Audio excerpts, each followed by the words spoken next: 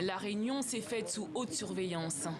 C'est sous cette tente à Kidal, dans le nord du Mali, que le mouvement national de libération de l'Azawad a exprimé son souhait de fusionner avec tous les groupes d'ex-rebelles.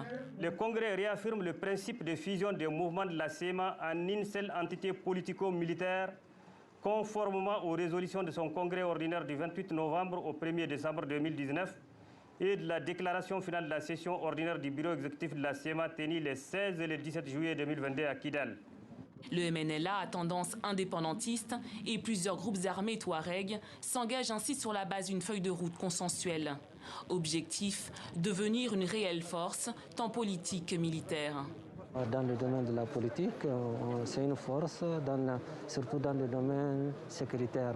Nos régions, nos populations subissent des exactions extrajudiciaires des groupes extrémistes.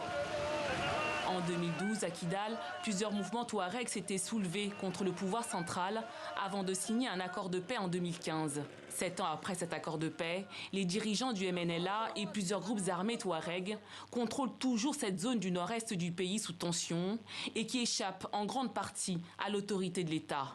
Pour cet analyste, cette fusion permettra avant tout une meilleure communication avec l'État malien.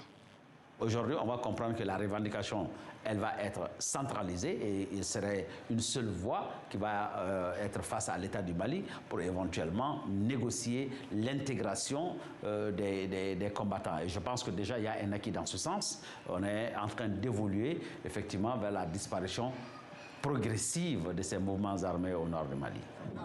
Les autorités maliennes ont annoncé au début du mois la réintégration de quelques 26 000 ex-rebelles, mais les modalités du processus demeurent floues.